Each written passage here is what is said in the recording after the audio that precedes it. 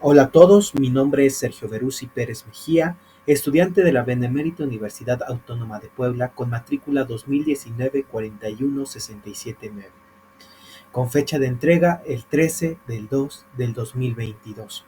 Esta es la actividad 1 acerca de la unidad 1 de la materia Derecho Procesal del Trabajo.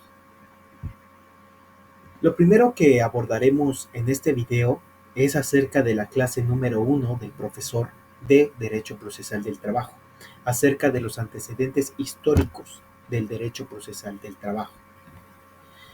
Cabe recalcar que todos estos son datos que son importantes en los antecedentes históricos de lo que hoy es el Derecho Procesal del Trabajo, pero no digo que estos sean todos los antecedentes históricos, sino los que más he considerado que son más relevantes para lo que hoy es el Derecho Procesal del Trabajo. Lo primero inició en 1911 y fue cuando Francisco I. Madero creó un departamento del trabajo, el cual tenía como objetivo de resolver los problemas entre los dos entes de la relación de trabajo, es decir, el patrón y el trabajador. Su repercusión es muy importante, ya que atribuido esto a la Revolución de 1900 y siendo uno de los repercutores más importantes, aparte del de problemas que tenía el sector agrario, hizo que detonara esta misma revolución de 1911 y de 1900. Posteriormente, tenemos en el año de 1915, cuando el gobernador de Yucatán, Salvador Alvarado, crea los consejos conciliatorios y conciliación forzosa. Estos organismos tenían como objetivo el de resolver también los conflictos entre dos pendientes de suma importancia en la relación del trabajo. El primero era resolver los conflictos entre el trabajador y el patrón, siendo esto su objetivo. Estos consejos, creados por el gobernador de Yucatán en 1915, estaban integrados por un representante de los trabajadores y también un representante del patrón. Siguiendo con los antecedentes, y el cuarto antecedente es que en 1918 Juanes Semilla, en ese entonces gobernador del estado de Veracruz, haciendo de apoyo con el Congreso del Estado de Veracruz, es promulgada la Ley Laboral Integral, que es considerada pues de mucha importancia debido a que es la primera de este género en todo México. Esta ley contempla dos principales pendientes muy importantes en las relaciones del trabajo. La primera es la parte objetiva y la segunda es la parte sustantiva. Esta ley nos habla acerca de la contratación mediante el contrato colectivo. Además, aquí hace referencia a un concepto que hasta el momento nunca se había volteado a ver, nunca se había puesto sobre la mesa, que es el concepto de huelga. También, adicionando, habla acerca del salario mínimo y de la jornada mínima y máxima de los trabajadores. Esto puede verse en, o puede verse, sí, en el artículo 73 constitucional. Y algo que también fue trascendente y de suma importancia y que después tendría repercusiones es que esta ley le dio la facultad a todos los estados de la República a promulgar sus propios reglamentos en materia laboral. Siguiendo con esta línea del tiempo acerca de los antecedentes históricos del derecho procesal, tenemos el quinto antecedente, y este se da en 1927, cuando se crea la Junta Federal de Conciliación y Arbitraje, debido a que se dieron muchas controversias laborales tanto en empresas nacionales como en empresas que residían o laboraban en territorio mexicano y que eran extranjeras, acarreando también el problema que se había dado debido a que cada estado tenía sus propios reglamentos laborales y cada estado era autónomo por la ley. A partir de la creación de la Junta Federal de Conciliación y Arbitraje, se establecen solo dos competencias de gran magnitud que tenían pues la competencia y el objetivo de resolver los conflictos entre los obreros y los patrones o bueno, los dueños de las empresas. El primero es el ámbito federal y el segundo es de ámbito local.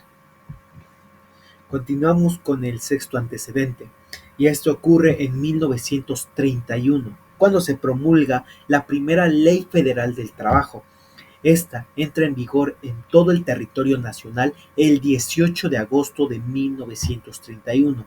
Como consecuencia, el artículo 73 de la Constitución se deroga, haciendo así que en su fracción séptima y novena, para que solo el Congreso de la Unión sea el único que pueda expedir las leyes que tengan como objetivo la relación entre trabajadores, en pocas palabras, leyes laborales. Además, el artículo 123 quita la facultad a los estados para poder modificar y con él pues derogar todas las disposiciones, leyes y reglamentos que los estados habían expedido. Además, también algo pues muy importante y trascendental es que se toma como regla general, por decirlo pues de alguna manera, que que la jornada solo duraría 8 horas. Esto, esto se habría promulgado en el estado de Veracruz, como vimos, como ya mencioné con anterioridad, y que también en términos de contratos del trabajo y de contratos colectivos y términos de huelga y también toman forma, bueno, toman forma federal tomando como ejemplo la ley promulgada en el estado de Veracruz. Es decir, en pocas palabras y concisamente, es que la ley federal ocupa o toma de algunas leyes que había promulgado en Veracruz, la toma para volverlas ámbito federal. Y hablando en términos de los procedimientos ordinarios, esta marca la ley que debería ser en 4 audiencias, haciendo un gran avance laboral no solo en México, sino en el mundo, siendo uno de los primeros precursores de esta materia, siendo también ejemplo de otros países. Después tenemos como séptimo antecedente una, pues se promulga la llamada nueva ley del trabajo, y esto hace un gran avance en dos de los principales conceptos de las relaciones del trabajo, en la parte adjetiva y en la sustantiva. Esta ley contempla lo siguiente, o estos son lo más importante que contempla esta ley. Número uno, se contempló por fin el pago del aguinaldo en 15 días de salario. Número 2, se contempla el pago de la prima de antigüedad. Y número 3, se contempla el derecho a la vivienda a través del organismo que también se creó a partir de esta ley, a la cual se le denominó Infonavit. Y también algo muy importante, que esta ley reduce a 3 las audiencias, esto con el objetivo pues de hacer más expedito el procedimiento.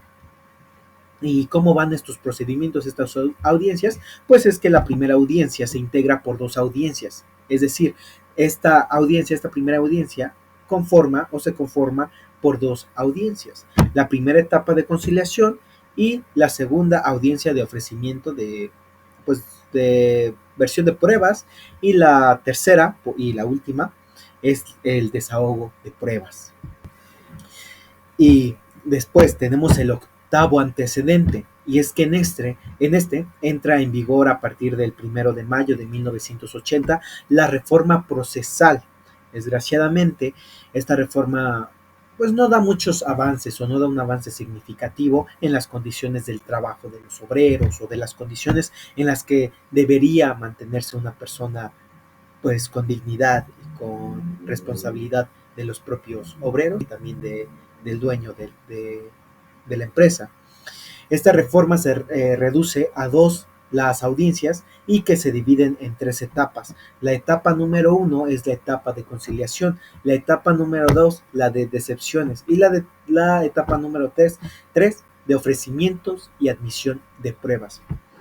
Y pues haciendo con esto un gran problema, para las dos partes de la relación del trabajo, tanto para los obreros como para los dueños, ya que debido a que ahora aumentarían las audiencias con la excusa que solo eran dos, pero pues conteniendo dentro más audiencias, haciendo que los procedimientos fueran muy largos, haciendo con esto un aumento en los casos no resueltos.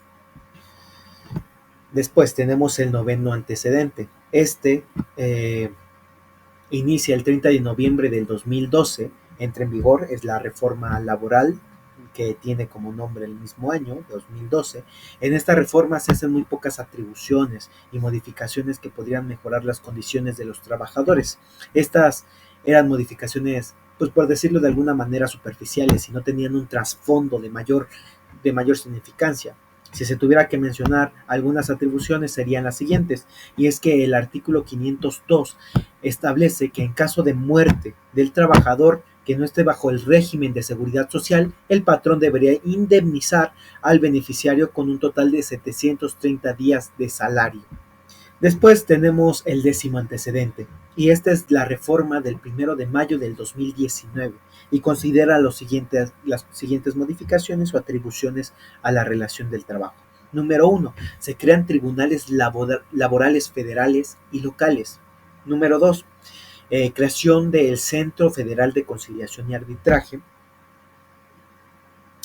de registro laboral. Este se hará cargo pues del procedente de conciliación obligatoria a nivel federal, mediante lo cual establece el procedimiento prejudicial.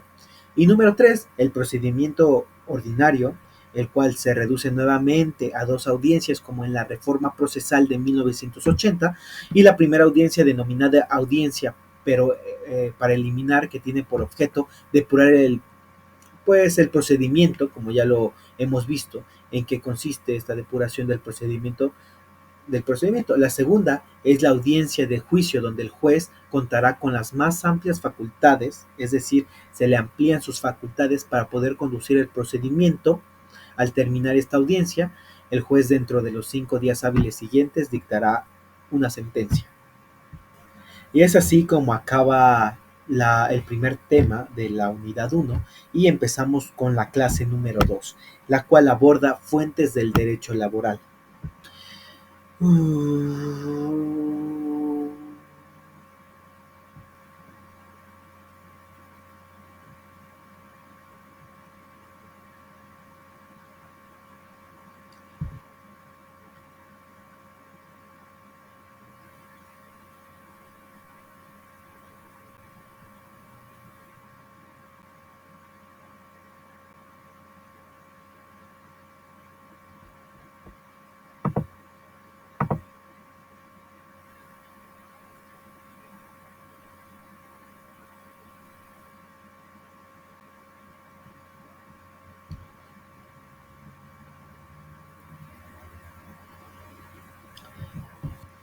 Posteriormente tenemos a la jurisprudencia como fuente formal del derecho laboral. En pocas palabras y para ser concisos, es la interpretación de la ley firme y reiterada de observancia claramente obligatoria, la cual nace o sale de las ejecutorias pronunciadas por la Suprema Corte de Justicia. Y esta se encuentra, o bueno, se habla de ellas en los artículos 215, 216 y 217 de la Ley Federal del Trabajo. Y por último, tenemos como fuente del derecho laboral a la equidad. Algunos autores la mencionan que es una fuente del derecho supletoria por cuanto hace que es justo más allá de la ley escrita y su pues enderezamiento, por decirlo de una manera, o su rectificación es también un propósito de interpretación que obliga al juez pues al mirar no la ley sino al legislador, no a la letra ni al hecho sino a la intención, no a la parte sino al todo. Con esto tenemos las fuentes del derecho del trabajo. Y es así como termina la clase 2 y que hablaba acerca de las fuentes del derecho laboral, y es así como iniciamos también la clase número 3, acerca de las generalidades del derecho procesal del trabajo laboral, del derecho procesal del trabajo. Y para poder